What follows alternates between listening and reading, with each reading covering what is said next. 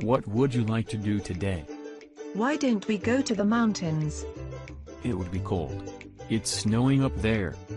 Could we go to the beach? We could. But it might be windy there. It would be warmer than the mountains. It would. But if it's too windy, we couldn't lay out in the sun. It would be a wasted trip. The mountains are closer. We would be there in 45 minutes. That's true, but we would have to change buses.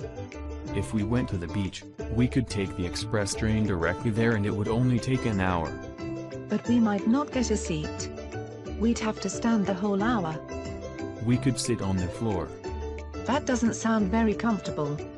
We could hang out at the end of the train and smoke. Smoking isn't allowed on the train.